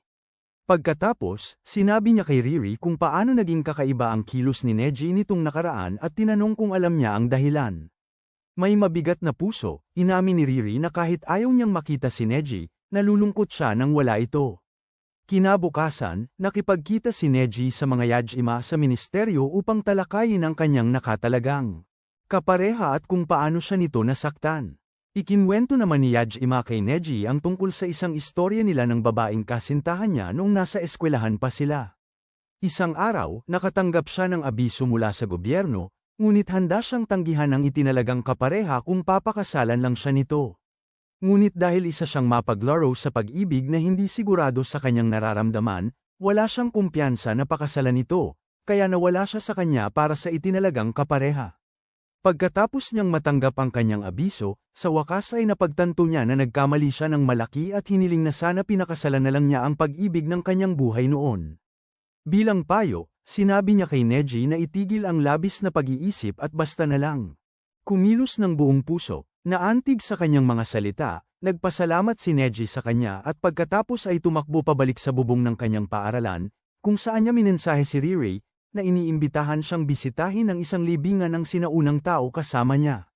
Sa mga sumunod na araw, walang natanggap na tugon si Neji mula kay Riri, ngunit noong weekend na yon, nakatanggap siya ng liham mula rito na nagsasabing gusto niyang bisitahin ang isang libingan ng sinaunang tao kasama siya, at pinayuhan din siyang i-enjoy ang kanyang nalalapit na summer festival. Nang sumunod na linggo, habang nagpa-practice si Soki para sa kanyang nalalapit na dula, nalunod siya sa pag-iisip tungkol sa huling pag-uusap nila ni Riri. Dahil dito, naniniwala siyang si Riri ay nagsimulang mahulog ang loob kay Neji, at baka tuluyan ang nawala sa kanya si Neji magpakailanman. Kahit pa gusto niya si Riri at dapat ay ikinagagalak niya na ito ang itinalagang kapareha ni Neji, sa kaibuturan, nakaramdam si Soki ng selos at ayaw niyang aminin na baka isang araw ay mahulog ang loob ni Neji kay Riri. Di nagtagal, lahat ay nakibahagi sa paghahanda para sa dula ng paaralan, at tumulong si Neji sa paghahanda. Habang bumababa sa hagdan, hinabol siya ni Soki at tinanong kung ayos na ang kanyang sugatang kamay, kung saan sinabi ni Neji na mas maganda na ang kanyang pakiramdam. Pagkatapos ay ikinwento niya rito na nagawa niyang kausapin muli si Riri pagkatapos ng matagal na panahon. Kahit hindi pa siya humihingi ng tawad. Nang marinig ito, pilit nang umiti si Soki at sinabing natutuwa siya sa balita, ngunit habang lumalakad siya palayo, nakaramdam siya ng matinding kirot ng selos. Nang gabing yun, pinanood ni Neji si Soki na umaarte at nabighani siya sa galing nito sa pagganap bilang Romeo. Tinititigan niya ito na parang tanga hanggang napansin ng mga babae ang pananabik sa kanyang mukha at sinabihan siyang tumigil na sa pagpapabeya. Hindi nagtagal, hinanaap ni Neji si Nasoka, nagaganap sana bilang Juliet, ngunit nakita niya itong nasa klase na nagbabasa ng nobela na parang prinsesa. Nang inistorbo ni Neji ang pagbabasa nito upang ipaalam sa kanya na ang ensayo nagsimula na, biglang pumasok ang direktor ng dula para ipahayag na dapat nilang tingnan ang mga disenyo ng kasuutan. Ang lahat ay humanga sa disenyo ng Romeo and Juliet, pero sa sandaling tiningnan nito ni Nasoka, kinamuhian niya ito at umalis. Habang naglalakad si Nasoka palabas ng paaralan na parang pangunahing karakter, mabilis siyang hinabol ni Neji at tinanong kung bakit siya umaalis. Sinabi ni Nasoka na hindi na siya sasali sa dula, ngunit sinubukan siyang kumbinsihin ni Neji sa pamamagitan ng pagpapaalala sa kanya ng mga oras ng pagsisikap na inilaan nila sa ensayo. Ngunit tumanggi pa rin si Nasoka, iginigiit na hinding-hindi niya kayang magpahiya sa sarili sa pamamagitan ng suot ang gayong nakakatawang kasuutan. Nang patuloy si Neji na kulitin siya para magbago ng isip, tinabig ni Nasoka ang kamay nito sa galit. Nang magiging seryoso na ang sitwasyon, biglang sumulpot mula sa kung saan ang isang lalaki na akala niya ay bahagi siya ng Soja Boys para makialam. Sinubukan ni Nasoka na tumakas mula rito, ngunit tumalon ang lalaki sa tulay para harangin siya, at doon kagulat-gulat na nalaman ni Neji na ang K-pop chap ay walang iba kundi ang tatay ni Nasaka. Pagkaraan ng ilang minuto, inanyayahan sila ng tatay ni Nasaka para mananghalian, kung saan niya pinagalitan si Nasaka dahil sa pagpapakita ng di magandang ugali sa kaibigan niya. Pagkatapos ay humingi ng tawad si Nasaka, ngunit gaman ang sitwasyon nang nagbiro si Neji tungkol dito, at napahalakhak ang tatay ni Nasaka. Inamin ng lalaki na gusto niya ang pagpapatawan ni Nasaka, at pagkatapos ay pinayuhan si Nasaka na pahalagahan ang kaibigan nito. Pagkatapos yun, ipinaliwanag ng ama na si Nasaka noon ay Mr. Popular sa dati niyang paaralan, na pinagkakaguluhan ng mga babae. Gayunpaman, matapos umalis sa dati niyang paaralan, pinili niyang maging mapag-isa. Sinabi ni Neji sa tatay na popular pa rin naman si Nasaka, ngunit nang binanggit nito ang dula para sa cultural festival, nagalit si Nasaka at umalis papunta sa palikuran. Ngayon na mag-isa na sila ni Neji, sinabi ng ama kay Neji na alam niyang mahirap pakisamahan ang kanyang anak. Gayunpaman, pinakiusapan niya si Neji na alagaan ang kanyang anak tulad ng pag-aalaga ng isang tunay na kaibigan, at pumayag si Neji. Kinagabihan, habang sabay silang naglalakad pa uwi, muling binanggit ni Neji ang dula at tinanong si Nasaka kung bakit ayaw niyang gumanap bilang Juliet. Umamin si Nasaka na ayaw niyang maging sentro ng atensyon, at ayaw niyang may sinumang magkaroon ng interes sa kanya. Gayunpaman, sinabi ni Neji sa kanya na walang mas hihigit pa sa kasiyahan niya ang makita siyang gumanap bilang Juliet, dahil naniniwala siyang tiyak na mapagagaling niya ang papel. Sa kabila nito, si Nasaka ay tumatanggi, ipinaliwanag na kinasusuklaman niya ang kwento ni na Romeo at Juliet dahil ito ay tungkol sa dalawang hanggal na nagsayang ng kanilang walang silbing buhay para sa pag-ibig. Bamantong hininga si Neji, inaaming tama ito, ngunit sinabi niya kay Nasaka na tulad ni na Romeo at Juliet, na pinipilit makasama ang mga taong hindi nila mahal, sila rin ay nakakaranas ng medyo katulad na sitwasyon. Nakumbinsi ng kanyang mga salita, pumayag din sa wakas si Nasaka na gumanap bilang Juliet, at tuwang-tuwang nagpasalamat si Neji sa kanya. Sa mga sumunod na araw, patuloy na nagpadala si Neji ng mga paulit-ulit na sulat, umaasang mababasa niya ang mga ito at magpapadala ng tugon. Samantala, sa eskwelahan, kinukuhanan ng sukat para sa costume ng dula. Matapos kuhanan ng sukat si Saki, sumunod si Nasaka, at nagkakagulo ang mga babae, sa pagkakita pa lang kung gaano kapayat at matipuno ang kanyang baywang. Matapos ang mga pagsukat, naging mas matindi ang ensayo para sa dula, at namangha ang direktor ng dula sa kung gaano kahusay gampanan ni Nasaka ang papel ni Juliet, na parang walang natirang butil. Habang papalapit ang pista, abala ang lahat dahil handa na ang mga flyer at pinalamutian na ang pasilyo. Habang may dalang kahon ng mga flyer pababa ng hagdan, nabitiwan ni Neji ito, katulad ng kung paano niya nasayang ang mga pagkakataon sa mga babae sa kanyang buhay, at nagkalat ang mga flyer sa sahig. Bigla, dumating si Saki para tulungan siya at pagkatapos ay nag-alok na manatili ng kaunti. Napansin ni Neji kung gaano siya ka-stressed, at nang tanungin niya kung pinipilit niya ang sarili ng sobra dahil sa dula, inamin ni Saki na oo pero nahihiyang ipinagwalang bahala ito. Gayunpaman, sinabi niyang excited siyang gumanap sa papel, at pagkatapos niyang ipakita rito ng kaunti ang kanyang pagganap na karapat-dapat sa Oscar, pinuri ni Neji kung gaano kagaling ang kanyang pag-arte. Habang naglalakad sila sa labas, binanggit ni Neji kung gaano kagaling ang pag-arte ni Nasaka, at doon ibinunyag ni Saki na ang direktor ng dula. Sa simula ay gusto niyang maghalikan sina Nasaka at siya sa dula. Nang makita ang gulat na ekspresyon sa mukha ni Neji, mabilis niyang sinabi kay Neji na ayaw nila ni Nasaka na maghalikan. Nang tanungin ni Neji kung ano ang tingin niya kay Nasaka, inamin ni Saki na nagulat siya sa pagiging seryoso ng lalaki sa kanyang papel. Pagkatapos, ibinalik niya ang tanong kay Neji, tinanong kung nahulog na ba ang loob niya kay Riri.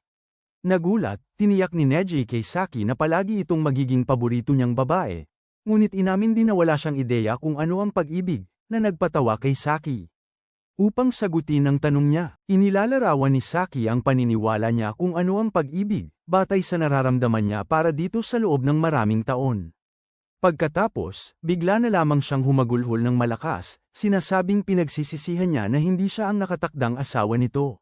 Sinabi niya rito na ang kanilang pag-ibig ay halos walang saysay dahil kapag nakatanggap na ang isang tao ng abiso, ang anumang iba pang interes sa pag-ibig na mayroon sila ay nagiging bahagi na lamang ng nakaraan. Sabi niya, nagdududa siya kung mahal pa siya ni Neji, ngunit sigurado siyang mahal at sinasamba niya ito. Sa pagkakita sa kanyang pag-iyak, naantig si Neji, kaya mahigpit niya itong niyakap upang aliwin, habang si Saki naman ay nagpakasawa lang sa init ng kanyang winwam. Sa wakas, dumating na ang araw ng pinakahihintay na kapistahan, at sinubukan ni Neji na ipamahagi ang flyer para sa dula, ngunit nawalan siya ng pag-asa dahil wala siyang naibigay ni isang flyer. Noon mismo, nakita ni Neji si Saki na nakasuot bilang si Romeo at nabighani siya sa ganda nito, habang ang ibang babae naman ay lubos na humahanga kung gaano siya ka-cute. Gayunpaman, habang nakatitig sa kanya, naalala ni Neji ang mga nakaraang araw nang mag-usap sila ni Saki tungkol sa kanilang sitwasyon. Pagkatapos, humingi siya ng tawad sa pagiging masyadong malapit sa kanya at pagkatapos ay hiniling sa kanya na kalimutan na siya. Ipinaliwanag na kaibigan niya si Riri at ayaw na ayaw niyang saktan nito. Ngayon, nakita ni Neji ang isang babaeng nagngangalang Mina na nakikipag-usap kay Saki at natarante siya. Noong nasa junior high school pa sila, laging ginugulo ni Mina ang buhay niya noong miyembro pa siya ng komite sa pagpapaganda. Kaya, para hindi siya makita ng bruha, nagpa siya si Neji na lumusat palayo. Sa kasamaang palad, habang ginagawa niya ito, biglang sumulpot si Shu kasama ang kaibigan nitong may itsurang gothic. Nang mapansin ni Shu na sinusubukan ni Neji na lumusat palayo, itinuro niya agad si Neji kay Mina, at agad itong nakilala ni Mina mula lang sa aura ng pagiging talunan nito. Nagngingit-ngit siya sa galit dahil hindi niya inaasahang makita ang gunggong sa ganoong matalinong paaralan. Matapos makalabas si Neji, nakasalubong niya si Yajima at pinaghihinalaan na pumunta ang lalaki sa kanyang paaralan para umakit ng ilang madaling malinlang na estudyanteng babae. Ngunit galit na ipinaliwanag ni Yajima na pumunta siya para obserbahan ang ibang mga estudyante na nakatalaga sa kanya. Pagkatapos ay binanggit ni Yajima ang isyong sinabi sa kanya ni Neji ilang araw na ang nakakaraan. Mukhang, ilang araw na ang nakakaraan, nakipagkita si Neji kay Yajima sa ministeryo at nagreklamo na ang unang abiso na natanggap niya noong gabing iyon sa kanyang telepono ay may pangalan ni Saki. Kahit naniniwala pa rin si Yajima na imposible ito, ipinaliwanag niya na kapag kinokompila ang mga abiso, ginagamit muna nila ang data upang lumikha ng bersyon sa papel bago ipadala ang bersyon sa telepono. Gayunpaman, nang makita ang pagkadismaya ni Neji sa narinig, nangako siyang titingnan ito muli bilang kabayaran sa sinabi niya sa kanya noon sa lecturer. Gayunpaman, tiniyak niya kay Neji na si Riri ang nakatalaga niyang asawa at naghihinala na may nakialam sa kanyang sistema ng pagmemensahe sa telepono. Nang tanungin ni Neji kung nangangahulugan yon na may sumubok na manloko sa kanya ng maling abiso, sinabi ni Yajima sa kanya na maaaring isa lang itong system error, dahil walang ebidensya. Sa kasalukuyan, hindi inaasahang dumating si Riri sa school festival kasama si Naoki. Kahit kinakabahan siyang harapin si Neji. Makalipas ang ilang oras, habang abala si Neji sa pamamahagi ng mga flyer para sa dula, bigla siyang nagkaharap sila ni Riri at natigilan. Masaya, matapos silang magkatitigan ng may kaba at gulat, napansin ni Neji kung gaano kaganda si Riri at nakaranas ng matinding pagkabigla. Nakamit ang sarili, tinanong ni Riri ang tungkol sa drama club, at sa sandaling sinabi ni Neji kung paano ito hanapin, tumakbo siya palayo, naiwan siyang masama ang loob. Kalaunan, napansin ni Neji si Hasaka na palihim na dumadaan sa likod na pinto na parang magnanakaw at agad niya itong hinabol. Nang maabyute niya ito, tinanong niya kung maaari siyang manood. Siya magpalit ng kanyang costume, ngunit sinabi ni Hasaka sa kanya na wala siyang gana sa anumang DT vibes. Napansin naman ni Hasaka kung gaano kaigting si Neji, at nang tanungin niya kung bakit siya kumikilos na parang kakaiba, sinabi ni Neji sa kanya na bumisita si Riri para sa cultural festival. Nagsalita rin si Neji tungkol sa kung paano sila nagkaroon ni Riri ng matinding alitan simula pa noong bakasyon ng tag-init, at ito ang nagpapalungkot sa kanya dahil naniniwala siyang galit pa rin ito sa kanya. Kaya kalmadong sinabi ni Hasaka sa kanya na ang utak niya ay mas makinis pa sa kalbong ulo ni Dwayne Johnson kung naniniwala siyang talagang pupunta si Riri hanggang sa kung galit pa rin ito sa kanya. Habang papalapit ang oras para magsimula ang dula, lahat ay kinakabahan, kaya nag-alok si Neji na tumulong sa anumang paraan, ngunit ang kanyang mga pagtatangka ay mas nakapagpalala lang ng sitwasyon. Dahil dito, pakiramdam niya ay walang kwenta siya, dahil wala siyang maituro na kontribusyon niya sa cultural festival. Habang lumilipas ang mga minuto, nakita ni Neji si Hisoka sa changing room at ipinagtapat dito ang kanyang pagkalungkot dahil sa kakaunti niyang kontribusyon sa festival. Pagkatapos ay ipinaalala ni Hisoka sa kanya na dahil sa kanya kaya siya pumayag na lumahok sa dula sa simula pa lang. Upang pasayahin siya, sa wakas ay nagpakita si Hisoka na suot ang kanyang costume na Juliet. At si Neji ay namangha kung gaano kaakit-akit ang lalaki, parehong bilang lalaki at bilang babae. Nahiya rito, sinigawan siya ni Hisoka na tigilan ang pagtitig na parang gusto siyang pagsamantalahan. Hindi nagtagal, nagsimula ang dula, at siksikan ang buong auditorium. Bagamat hindi maganda ang ugnayan nila ni Saki, pinasigla pa rin siya ni Neji at sinabihang galingan, na nagpangiti sa kanya. Ang panunood kina Neji at Hisoka na isinasabuhay ang Romeo and Juliet ng walang bahid ng kamalian ay bumigani sa madla, na nagbigay sa kanila ng isang ganap na karanasan na parang nanunood ng pelikula. Sa pagtatapos ng dula, nakatanggap sila ng standing ovation, para sa kanilang kahangahangang pagtatanghal, at nang makita ni Hisoka si Neji sa madla, tahimik niya itong pinasalamatan sa pagsuporta. Pagkatapos noon, umalis si Neji sa auditorium na ipinagmamalaki sina Hisoka at Saki. Nang mga sandaling yun, nakasalubong niya si Shu, na humihingi ng paliwanag kung ano ang nangyari sa abisong nagpapare sa kanya at kay Saki. Nagulat si Neji sa tanong dahil ang maliit na Barbie ay wala roon ng gabing iyon nang matanggap niya ang abiso. Nang tanungin niya kung paano nalaman nito ang kanyang unang abiso, tumanggi si Shu na sabihin ngunit pagkatapos ay tiniyak sa kanya na si Saki ang kanyang nag-iisang tunay na itinakdang kapareha. Habang nagaganap ang tensyon-adong usapang ito, biglang dumating si Riri at narinig ang lahat. Agad niyang ipinipilit na malaman kung nakatanggap ba si Neji ng abiso ng pagpapares kay Saki bago siya.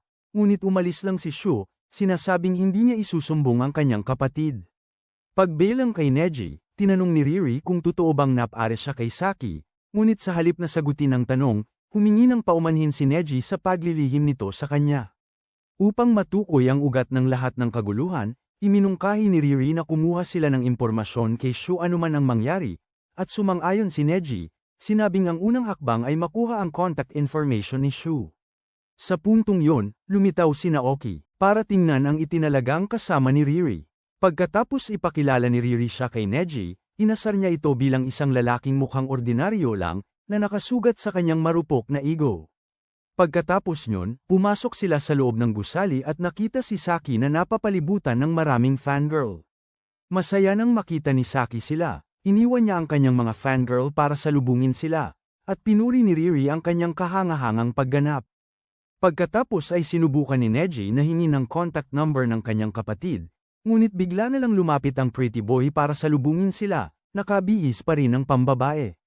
Hindi alam na si Hisoka pala yun sa ilalim ng makapal na makeup, pinuri ni Riri kung gaano siya kaganda. Ngunit, nang sabihin ni Saki na si Hisoka yun, nandidiri siya at tinawag itong nakakadiri. Maya-maya, dumating ang tatay at kuya ni Hisoka, at agad na tinukso ng kuya si Hisoka dahil kamukha raw ito ng isang pangit na drag queen.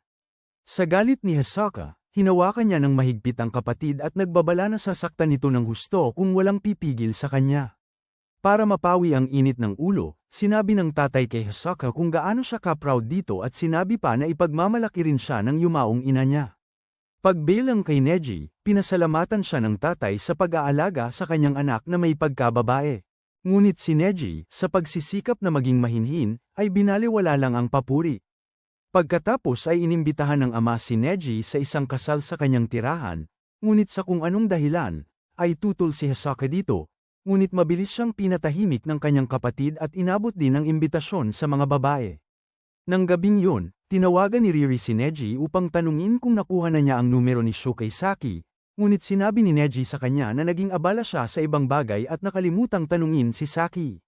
Gayunpaman, nangako siya na hihingin niya ang contact kay Saki sa susunod na araw. Kinabukasan sa eskwelahan, nagawa ni Neji na makuha ang numero ni Shu kay Saki, ngunit siya ay masyadong duwag para tawagan siya. Kaya sa halip, nagpadala siya ng request sa Snapchat, umaasang tatanggapin niya ito. Samantala, sa eskwelahan ni Riri, nabanggit ni Four Eyes kung gaano kakaiba ang kinikilos ni Riri simula pagkatapos ng pista. Ipinaliwanag niya na napakasungit nito, at ito ang nagbigay kay Riri ng biglaang pagbalik tanaw. Ilang araw na ang nakalipas, nakatanggap siya ng mensahe mula kay Neji na nag-aya ng pagtatagpo. Pagdating niya, nakita niya itong humuhubog ng libingan at nanlulumo na parang kaawa-awa dahil tinanggihan ni Shu ang kanyang friend request sa Snapchat. Matapos niyang abalahin ang pagmumukmok nito, tinanong niya kung ano ang problema, at si Neji nagpapaliwanag na wala siyang ideya kung ano ang ginawa niya para kamuhian siya ni Shu ng ganito. Iminungkahi naman ni Riri na subukan niyang i-message si Shu, ngunit sinubukan siyang pigilan ni Neji, sinabing wala na itong pag-asa. Gayunpaman, ipinadala ni Riri ang mensahe, at sa kanyang pagtataka, pumayag si Shu na makipagkita sa kanila at inimbitahan pa si Neji na sumama. Kinabukasan, dumating sina Neji at Riri sa tagpuan para makipagkita kay Shu, ngunit nabigla sila nang malaman na si Shu ay estudyante ng isang paaralan para sa mga may talento at batang Sheldon. Hindi lang yun, ipinakita rin ni Riri kay Neji ang isang online article na nakita niya, kung saan nila natuklasan na si Shu ay miyembro ng pamilya na inimbento ang sistema ng abiso. Di nagtagal, lumabas si Shu ng eskwelahan upang salubungin sila, at sa sandaling simulan siyang polanan ng tanong nina Neji at Riri, ay iminungkahi niyang pumunta sila sa isang pribadong lugar para mag-usap. Pagkatapos ay dinala niya sila sa isang cat cafe, at doon ay sinabi ni Neji sa kanya na nagpadala siya ng friend request sa kanya sa Snapchat, pero tila may depekto o kung ano. Walang pakialam sa kanyang damdamin, sumagot si Shu na hindi depektibo ang kanyang account, kundi siya ang nag-block sa pangit nitong mukha. Nang tanungin ni Riri si Shu tungkol sa abiso na ipinapares sina Neji at Saki, tumanggi si Shu na magsalita tungkol dito. Tinatanong ni Riri kung sinusuportahan din ba niya ang pag-ibig ni Saki at Neji tulad niya, ngunit walang ideya si Shu kung ano ang pinagsasasabi ng Barbie.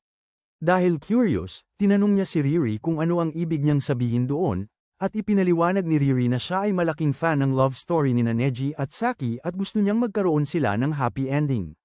Matapos makinig sa mga walang kwenta niyang sinasabi, binalaan siya ni Shu na tigilan na ang pagiging dalulo, na nagpapaliwanag na wala siyang mapapala sa pagpapare sa kanyang magiging asawa sa iba. Masaya siyang sinabi sa kanya na ang tanging masasaktan lang ay si Saki. Pagkatapos ay tinanong ni Neji kung bakit niya unang nabanggit yun. Si Saki ang itinakda niyang kapareha kung hindi siya taga-suporta ng kanilang pag-ibig. Kaya, sagot ni Shu na dahil lang may bigkis sa pagitan nila na mas malaki kaysa sa napapansin. Ipinaliwanag ni Shu na noong junior high school, kinamumuhian niya si Saki dati dahil popular si Saki habang siya naman ay parang nakalimutang damit panloob na nakasiksik sa madilim na aparador. Ngunit isang araw, napansin niya si Saki na nakatitig sa mga litrato mula sa ibang klase. Noon niya napagtanto na hindi lang basta-basta tumitingin si Saki, nakatitig siya sa isang partikular na lalaki sa litrato, at si Neji ang lalaking iyon. Nang harapin niya si Saki tungkol dito, umamin si Saki na nahulog na ang loob niya kay Neji pero nakiusap siya na huwag sabihin kahit kanino. Iyon ang unang pagkakataon sa kasaysayan ng kanilang buhay na nakapag-ugnayan ng husto si Shu sa kanyang kapatid, at mula noon, naging mas magkaibigan na sila.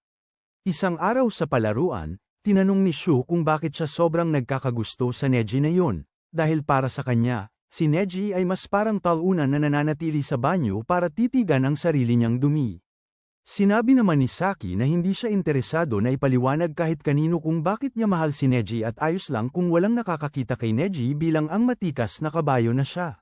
Kung paano niya ito nakikita. Sa kasalukuyan, ipinaliwanag ni Shu na nabighani siya sa kanilang pagmamahalan at nagulat siya na kayang papakinangain ng pag-ibig si Saki ng ganoon kaliwanag.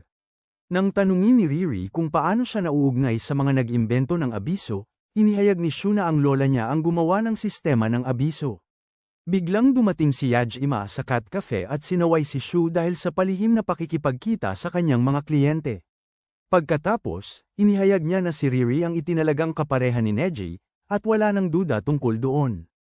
Matapos niyang akusahan si Shu na ginawa ang lahat ng ito para lang paboran si Saki, sinabi niya kay Shu na itigil na ang pakikisangkot ang kanyang mga kliyente sa kanyang delusyon.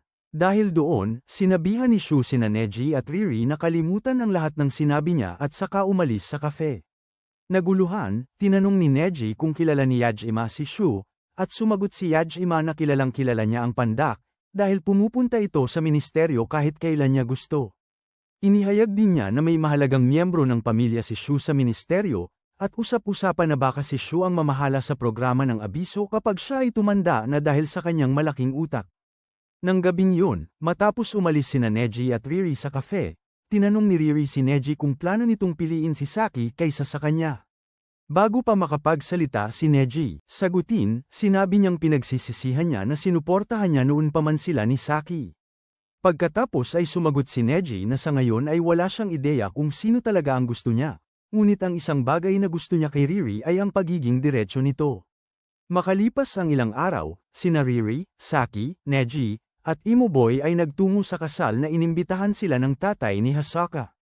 Nang tanungin ni Neji kung bakit wala pa si Hasaka sa venue, dahil kasal ito ng kapatid niya, diretsyong sumagot si Hasaka na ayaw niyang makita ang kanyang mga kamag-anak na pangit at kasuklam-suklam. Nang makarating sila sa venue, napansin ni Neji na palagi siyang nakatitig kay Riri, na nagpapaisip sa kanya kung talagang habang mahal niya, o kung si Saki pa rin ang laman ng puso niya. Sinusubukan niyang ipaalala sa sarili na si Saki ang laging minahal niya mula noong bata pa siya. Gayunpaman, sa pag-iisip pa lang sa sinabi ni Shu sa kanya kanina na may sekreto si Saki na desperado siyang protektahan sa anumang paraan, labis na nag-aalala si Neji. Sa sandaling yun, pinahinto sila ng event planner at humingi ng isang pares na pipirma para gawing modelo para sa isang pamphlet, kaya iminungkahi ni Hasaka sina Neji at Riri. Bukod sa kailangan ng isang pares, binanggit din ng ginang na kailangan din nila ng magagandang bodies tulad ni Riri at Saki, na magiging mga bridal model para sa isang damit pangkasal. Agad sumang-ayon si Saki dahil itinuturing niya itong isang pagsubok para sa isang tunay na kasal, ngunit medyo kinakabahan si Riri. Dahil doon, pinasalamatan sila ng babae at binigyan sila ng isang porma upang sulatan ang kanilang impormasyon sa pakikipag-ugnayan. Di nagtagal, nagsimula ang kasal, at ang magandang mag-asawa, na mga produkto ng programa ng gobyerno, ay nagbigay karangalan sa okasyon ng kanilang presensya. Ipinaliwanag naman ng ahente na itinalaga sa kaso sa ministeryo sa lahat kung paano nagsimula ang mag-asawa. Habang nakikinig sa pagsasalita ng lalaki, namangha si Neji sa paglalakbay at nagtaka kung kapag ikinasal siya, gagawan din ba ng video ang tungkol sa kanya at sa kanyang asawa. Kasabay nito, sina Riri at Saki ay nabighani din sa paglalakbay ng mag-asawa. Dahil sa labis na emosyon, pinasalamatan ni Riri si Saki sa pagpayag na maging kaibigan niya, dahil doon ay nasisiyahan siya sa napakagandang sandaling ito kasama ang lahat. Naantig sa kanyang pasasalamat, sinabi din ni Saki na natutuwa siyang maging kaibigan niya dahil ito ay prangka at ayaw sa kasinungalingan. May malungkot na ekspresyon sa kanyang mukha, pagkatapos ay hiniling niya kay Riri na imbitahan siya sa kanyang kasal, at nagulat si Riri nang marinig ito. Ipinaliwanag naman ni Saki na wala na siyang ibang nanaisin kundi makita si Riri na kasing saya ng nobya at gustong-gusto pa nga niyang magkaroon ng talumpati sa kanyang kasal. Sa pagtatapos ng pagdiriwang ng kasal, lahat ng panauhin ay nagpapapicture kasama ang nobya at nobyo. Pagkatapos nilang magpa-picture, lahat ay nagtungo sa reception, ngunit biglang naalala ni Neji na nakalimutan niya ang kanyang cellphone sa mesa sa bulwagan. Habang pabalik siya sa bulwagan upang kunin ito, nakita ni Neji ang kanyang cellphone sa mesa, gaya ng inaasahan. Ngunit bigla, sa kanyang pagtataka, napansin niya si Saki na nakakuyakoy malapit. Sa pagkapanik, tinanong niya ito kung ano ang problema, ngunit humingi lang ng paumanhin si Saki, sinasabing, "Psych, nagsinungaling ako." Nang tanungin ni Neji kung ano ang pinagsasabi niya, muli siyang humihingi ng paumanhin tulad ng sirang plaka ngunit tumatangging magsalita. Habang patuloy na iginigiit ni Neji na magsalita na siya para sa Diyos, si Saki, na lumuluhan ng husto, ay nagsasabing ang tanging gusto niyang marinig ay mahal siya nito. Sa halip na sabihing mahal niya ito, nagpasya si Neji na ipakita ito sa pamamagitan ng paghalik sa kanya. Nang hindi nila nalalaman, si Riri ay nasa labas lang ng pinto, pinapanood silang naglalambingan at nagngingit-ngit sa selos. Ngunit sa halip na harapin sila tulad ng isang reyna ng drama, siya ay tumakbo palayo na parang may iba pa siyang anime na kailangang pagganapan. Pagkatapos nilang magtamasa ng malambot na halik sandali, pinatigil naman ni Saki si Neji at pagkatapos humingi ng paumanhin sa pagpapagawa nito sa kanya. Nang araw na yon, habang pauwi sila, pinagsisisihan ni Neji ang kanyang ginawa kay Saki at naramdaman niyang ito ay isang kapabayaan. Nang gabing yon, habang nakahiga sa kama, iniisip ni Neji ang lahat ng nangyari sa kasal at nagtataka kung ano nga ba ang problema kay Saki. Kinabukasan ng umaga, ginaisang siya ng kanyang ina upang sabihin na silang lahat ay magbibiyahe sa hot spring. Sa pagkakaalam, ito ay biyahe para sa dalawang pamilya, at pagdating sa hot spring, iminungkahi ng tatay ni Riri na mamasyal sina Neji at Riri sa bayan. Habang naglalakad-lakad sila, hindi maiwasang isipin ni Riri tungkol noong nakita niya si Neji at Saki na naghahalikan, ngunit ayaw niyang masira ang kanyang kalooban, kaya nagpasya siyang isantabi ang mga kaisipan. Bumisita sila sa iba't ibang nakakaakit na tourist attraction at sa isang lokal na tindero ng pagkain, kung saan nagdusa si Neji na nasunog ang kanyang kamay sa mainit na merienda. Bumisita rin sila sa isang tindahan ng sorbetes, kung saan napatawa ng malakas si Riri nang makita niya si Neji na nilalamon ng sorbetes na parang nagugutom na aso. Pagkatapos ng isang masayang araw, sa wakas ay bumalik sila sa hotel kung saan sila tutuloy. Masaya roon, sinabi sa kanila ng nanay ni Neji na magkasama silang dalawa sa iisang silid, na ikinagulat nila. Pagpasok nila sa kanilang silid, nahihiyang tanong ni Riri kay Neji kung gusto niyang matulog sila sa iisang kama, ngunit naaalala ni Neji kung gaano kalikot ang huling karanasan, kaya siya nataranta at nangakong maging mabait na bata sa pagkakataong ito. Nakumbinsi, sumang-ayon si Riri na magkasama sila sa iisang kama. Di nagtagal, nagkaroon ng bonding moment ang dalawang pamilya habang magkasamang kumakain ng hapunan. Ang sexy na nanay ni Riri ay inanyayahan si Neji na samahan siya sa mainit na bukal, ngunit medyo kinabahan si Neji habang iniisip niya kung may gusto ang kanyang biyenan. Gayunpaman, pinasalamatan niya ito, at makalipas ang ilang oras, nagtungo siya ng mag-isa sa mainit na bukal upang masdan ang bilog na buwan na nagpapailaw sa kalangitan. Bigla, narinig niya ang tunog ng mga paang sumasawsaw sa tubig sa kabilang panig ng hot spring at hinihinala niyang si Riri ito, at nang tawagin niya ang pangalan nito, sumagot ito. Matapos siyang makapag-ayos, tinanong niya si Neji kung ano ang palagay nito tungkol sa itinakdang pag-ibig, at ipinaliwanag ni Neji na hindi siya naniniwala dito ng 100%. Pagkatapos ay inihayag niya na ang tanging dahilan kung bakit siya nasa kasalukuyang paaralan niya ay dahil palagi niyang gustong maging malapit kay Saki. Idinagdag pa niya na si Saki ay parang isang diyosa na gumagabay sa kanyang kapalaran, at ang pagkarinig nito ay lihim na nagpaselos kay Riri. Matapos magbabad sa hot spring, nagpahinga na sila para sa gabi, ngunit nahirapan si Neji matulog. Bigla, napansin niyang gumagalaw si Riri at kinabahan siya. Iniisip na baka may iba pa itong balak. Pero sa halip, sinabi ni Riri na gusto niyang mag-usap sila. Dahil kinakabahan, iminungkahi ni Neji na buksan nila ang ilaw, pero tumanggi si Riri, sinasabing kung may ilaw ay masyado siyang mahihirapan magsalita dahil sa hiya. Upang pag-aani ng tensyon, nagsimula si Neji sa walang tigil na pagkwento kung gaano siya nasisiyahan sa hot spring, pero pinatahimik siya ni Riri sa isang nakakagulat na pahayag, sinasabing gusto niya na piliin ito si Saki kaysa sa kanya. Nang tanungin ni Neji kung ano ang ibig niyang sabihin doon, ipinaliwanag ni Riri na bago niya matanggap ang kanyang abiso, siya ay isang suplada at palaging nag-iisang tao na nagugol ng halos lahat ng ang kanyang oras sa pag-aaral. Gayunpaman, matapos siyang makipagkaibigan kina Neji at Saki, ang kanyang itim at puting buhay ay nagbago tungo sa malakristal na kulay dolby, at ngayon ay ginugugol niya ang karamihan ng gabi sa pag-iisip kung gaano sila kasaya noong araw na iyon. Habang labis siyang nagsasaya kasama nila, marami rin siyang nakilalang iba pang kaibigan, at sa unang pagkakataon sa kanyang buhay, lahat ng tao sa eskwelahan na dating tumitingin sa kanya bilang isang loner ay nagsimulang makipag-usap sa kanya. Ang lahat ng ito, sabi ni Riri ay naging posible dahil sa magandang pagmamahalan na ibinahagi ni Neji at Saki. Pagkatapos ay sinabi ni Riri kay Neji na wala siyang ideya kung sila ni Saki ay magkatadhana, ngunit isang bagay ang sigurado siya. Ay pareho silang karapat-dapat ng pagkakataong mahalin ang isa't isa. Inamin ni Riri na kahit masakit para sa kanya ang desisyong ito, magbibigay ito sa kanya ng kapayapaan. Matapos nito, ibinunyag ni Riri na matapos niyang magsaliksik, nalaman niya na ang tanging paraan para makaalis sa itinakdang pagtatambal ay kung patuloy silang magsisinungaling sa kanilang ahente ng ministeryo na hindi sila magkasundo at hindi kailanman magiging matagumpay ang pagtatambal sa pagitan nila. Maliwanag, ang mga taong nabigo ang pagtatambal ay hindi pinipilit na itambal muli, kaya si Neji ay magiging malaya, at kung gagawin din ni Saki ang pareho sa kanyang itinakdang pagtatambal, malaya silang dalawa na magpakasal.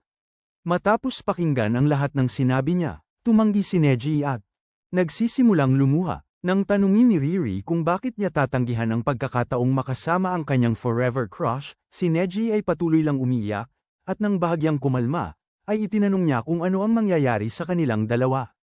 Siniguro ni Riri sa kanya na mananatili silang magkaibigan, at nang makita kung gaano kahalaga ito para kay Riri, si Neji ay sa wakas sumang-ayon. Hindi na maitago ang katotohanan sa kanya, inamin ni Neji ang paghalik kay Saki sa kasal. Ngunit sinabi ni Riri na ayos lang yun at huwag siyang mag-alala, masayang pag-aanin ang sitwasyon. Ibinunyag ni Riri na pagkatapos nilang buwagin ang kanilang pagtatambal, gusto niyang makuha. Muling kinalkula para sa isa pang laban. Sa pagkakataong ito, sinabi niyang susubukan niyang umibig sa susunod niyang Cap Ares, at dahil wala siyang alam tungkol sa pag-ibig, nakiusap siya kay Neji na magsanay kasama niya.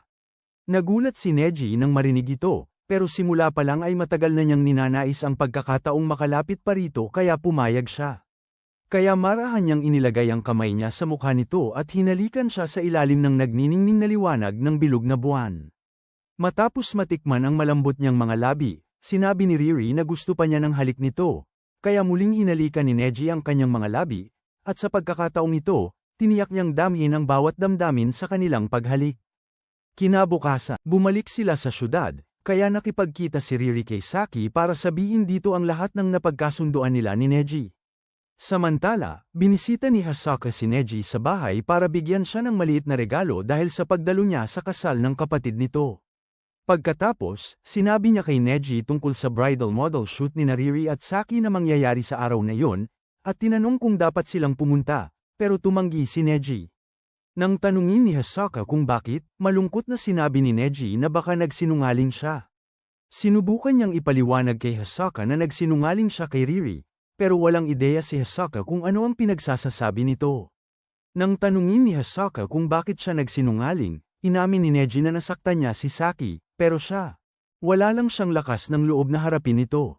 Umamin din siya na nasaktan din niya si Riri, at pinagsisisihan niya ang pagpayag sa plano nito. Kahit na walang ideya si Hasaka sa sinasabi ng lalaki, nagpasya siyang maging isang nakikinig na kaibigan at nagtanong kung bakit siya pumayag sa plano ni Riri. Sabi ni Neji, marahil pumayag siya dahil mahal niya ito, o mahal niya silang dalawa.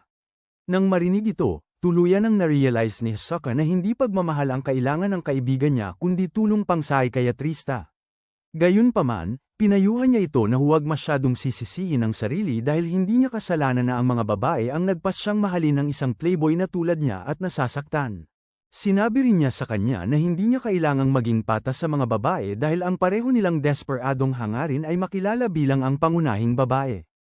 Ang mga salita ni Hasaka ay nagbigay pag-asa kay Neji, kaya agad siyang lumabas ng bahay upang salubungin ang mga babae sa sesyon ng pagkuha ng larawan ng kasal. Samantala, habang naghahanda ang mga babae para sa sesyon, tinanong ni Riri si Saki kung ano ang iniisip niya tungkol sa plano nila ni Neji na buwagin ang kanilang pagtatambal, at sinabi ni Saki sa kanya na imposible ito. Naghinala si Riri na maaaring may alam si Saki na hindi niya alam, kaya tinanong niya kung bakit niya iniisip na imposible ito, at ipinaliwanag ni Saki na ito ay dahil mahal niya silang dalawa, siya at si Neji. Ipinaliwanag din ni Saki na dahil mahal siya ni Riri ng ganito kalaki. Alam niyang sigurado na mamahalin din niya si Neji at ito ang dahilan kung bakit siya ang perpektong kasama para dito. Kasabay nito, habang nagmamadaling tumatakbo si Neji patungo sa kinaroroonan ng mga babae, naiisip niya ang kanyang pagmamahal kay Saki at ang bago niyang pagmamahal kay Riri, at ito ang nagparamdam sa kanya na ang tanging kailangan niya ay isang harem. Hindi nagtagal pagkatapos, habang kinukuhanan ng mga babae ang kanilang mga larawan sa pinagpalang altar, biglang binuksan ni Neji ang pinto, humihingal ng husto na tila kakatapos lang ng matinding pagtakbo. Matapos makahabol sa hininga, pinuri niya kung gaano kaganda tingnan sina Riri at Saki. At ito ay nagpatawa at nagpaiyak kay Saki ng sabay. Matapos siyang magpasalamat sa papuri, iminungkahi ni Riri na magpakuha sila ng group picture kasama si Neji, at pumayag ang mga organizer ng shoot. Hindi mapigil ang magpakuha ng litrato kasama ang dalawang pinakakaakit-akit na nobya sa bayan, agad pumayag si Neji at ipinwesto ang sarili niya sa gitna upang ilarawan ang perpektong love triangle. Mag-comment ng love and lies kung napanood mo ang recap na ito hanggang sa dulo, at kung nag-e-enjoy ka sa mga anime recap na tulad nito, mag-subscribe sa channel at panoorin ang susunod na video.